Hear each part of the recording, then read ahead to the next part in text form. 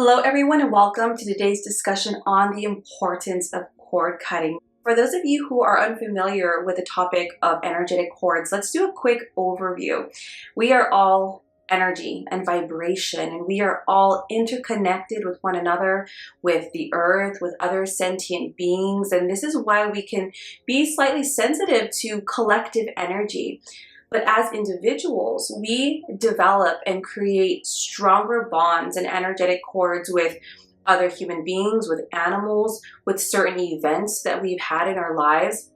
And some of these cords are very healthy and nurturing and supportive, and some of them just are not. They can be draining and negative and toxic to our own mental, emotional, and physical, and even spiritual well-being.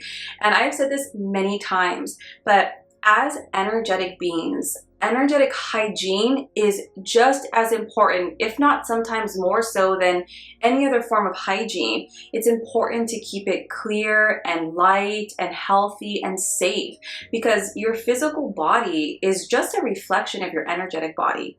So we can eat all the right foods, we can get enough sleep, we can exercise, and still we can experience pain, chronic or acute, illness, disease, and most of us don't understand why this is. What am I doing wrong? It's not so much what we're doing wrong, it's perhaps a lack of awareness of what we're holding on to, what we're allowing to siphon from us, take from us, pull from us, and affect us. So being very aware, not just of our surroundings, but how we feel, our mental and emotional and physical well-being, and recognizing when perhaps external energies might be affecting us. And this happens all the time, right? This can be a toxic work environment, a household that might have very negative or stagnant energy. We might have a lot of clients and customers that require our attention, and might even have some codependent relationships in our lives that we need to be able to create healthy boundaries and release from our energetic fields. Now, some of the most common and strongest cords we have are, number one, with our biological mother, because we share a lot of that energy in utero. Of course, with our family and closest friends, and with our more intimate romantic partners, the people that we share our deepest parts of ourselves and our bodies with. Now, while we do have cords with people, we also have cords with experiences.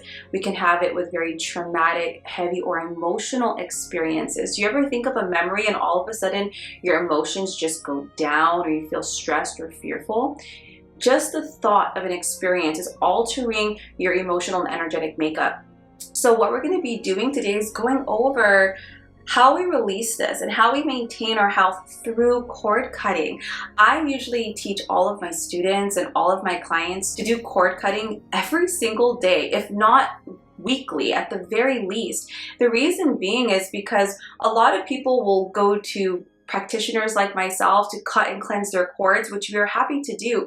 But some of these cords you are kind of entertaining or recreating within yourself, right? So while there's people who can, yes, help you do this, I teach you, number one, to be independent and to learn this for yourself so that you can do this on a daily basis. But number two, it's really important to do this because depending on your lifestyle, it might be necessary. I say for everybody who works with the public, I mean, you could work at a DMV, you can be a flight attendant, working with hundreds of people on multiple flights throughout the day. You can have your own business with people that might depend on you. There are so many variant energies throughout our daily life that pull on us, and that's normal. It's part of the human experience. But just like if we rolled in dirt or mud, at the end of the day, we would wash it off. No different is it to cleanse ourselves of any external energy and to release or unhook energies that might be draining us or pulling from our bodies. It's just hygienic. So while there are a lot of MP3s, myself included, anybody who's worked with me for quite some time knows I offer a free, very in-depth cord cutting and a much shorter daily cleansing energy release. It's really good, number one, to find one that really resonates with you. It's even better if you just use your own verbiage, because whenever we cord cut, whenever we release or send back energy that isn't ours, what is most important, what is the number one rule, is to have a clear and meaningful intention to do so. So nothing is stronger than your own will over your body and energetic experience over your own space. So while you might be following along with perhaps my cord cutting, it's important that you feel the words. It's important that you mean it when you say it. I cut and release this energy. Because if you are just repeating words, but not really there, not really present, not really meaningful, the energy doesn't shift much, because the reason it's moving is because of your conscious emotional intention to do so. The same thing goes if you're trying to cut cords with an ex, but you really don't want to let go yet, right? You might be saying, I cut these cords, but deep down you're like, really, I don't want to let go. The energy stays in limbo. It stays in the body. So it's really important for you to mean this. So when it comes to the cord cutting itself, the reason it's so powerful is because you are consciously removing all energies, every energy, not just cutting the cord with your boss or just cutting the cord with your ex. You are even cutting and removing energy you might not even realize is draining you, is affecting you. Cords are two-way, right? You and the person, being, or place that it's connected to. So this person that you might have a cord with, this can be a toxic colleague, an ex-friend or lover. This can be even a family member, unfortunately.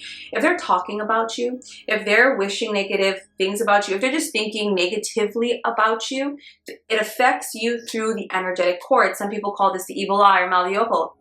And while that sounds very scary, it is energetically true. You know, other people's energy affects us. Everybody who has been aware of their surroundings would know this. Do you ever walk into a room and it feels really tense? You're like, ooh, is somebody arguing in here?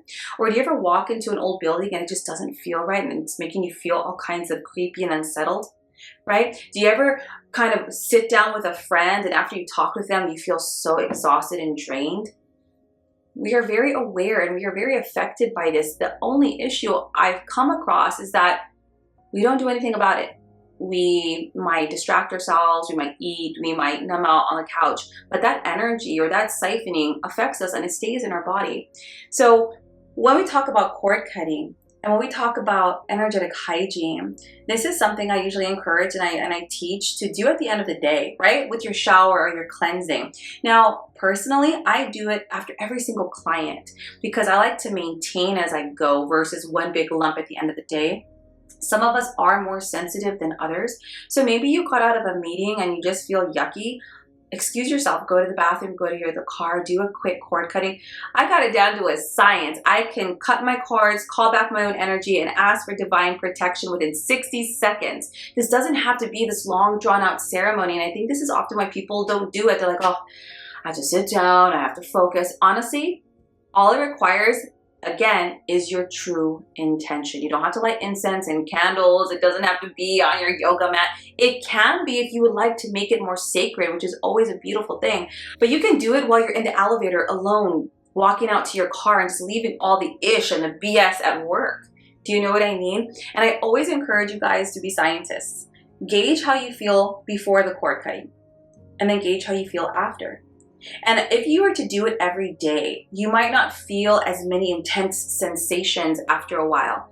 But why is that? Because there's not as much to clear. When you don't cord cut for a long time, you can feel pressure, you can feel emotional, you can see colors, you can feel sharp pains when you maybe removing some swords and knives from the back because you have a lot of buildup. But if you do it every day, you might not feel as many sensations, but that's not a bad thing. It's just because there's not much to clear away. And I think that is the best thing to do, right? You don't want to brush your teeth at the end of the week just once, right? Just, oh, I'm just going to leave it to the end and just get all the gunk out. No, you want to do it every day because you want to maintain hygiene, health, and well-being. Remember, the physical body is a reflection of the energetic body.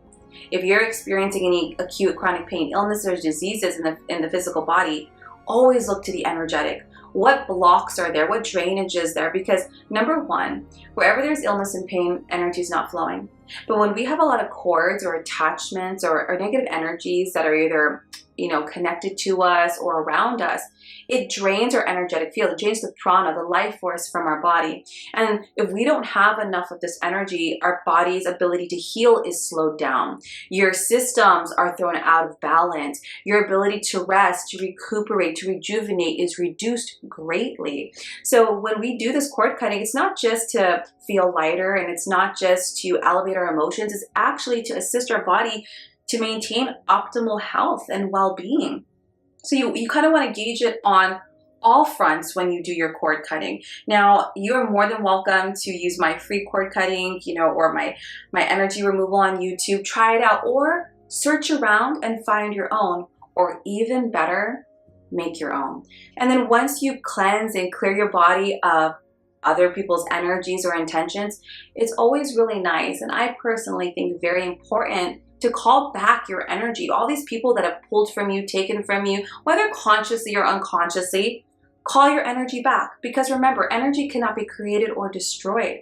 So your other energy that you've given away, maybe you've given your power away to a boss or to an ex or to your parents, call that back. It's a very empowering thing.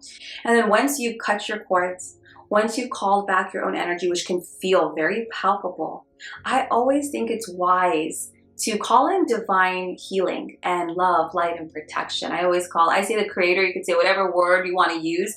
I just say, fill me with your divine healing, love, light, and protection. Keep me and all of my bodies safe. Keep all low vibrational energies away. Now, I know lots of other practitioners like to imagine like a ball or a bubble of light around them. And if that's your practice, go for it. I just tend to like to work straight with the divine, with archangels, holy masters, and teachers. I just call on the divine ones to protect me, to keep me safe, to guide my actions, and to keep low vibes away from me. And try to maintain this and see how you begin to feel, see how things begin to align, see how your luck actually begins to turn around, and see how just your overall well-being begins to improve. I know that this is something that's familiar with a lot of people, and I think people sometimes think cord cutting or energy clearing is that I could take it or leave it. But honestly, if you want to have holistic well-being, overall health of mind, heart, body, and spirit, energetic hygiene is a must. You're not going to get around it, and I don't think you should want to. I feel this is something that if you were to be very conscious of and to really incorporate, you might realize that keeping the energetic body healthy and well maintains all the other bodies as well. So I hope this serves you. I know this was a discussion, but I really wanted to bring it to light, especially this month. And if you guys have any questions or would like my opinion, or perhaps I could help you with some of your verbiage, or just want to share a story of how you feel afterwards, you know how much I love to hear those. Otherwise, I will see you next week for next week's class. Take care.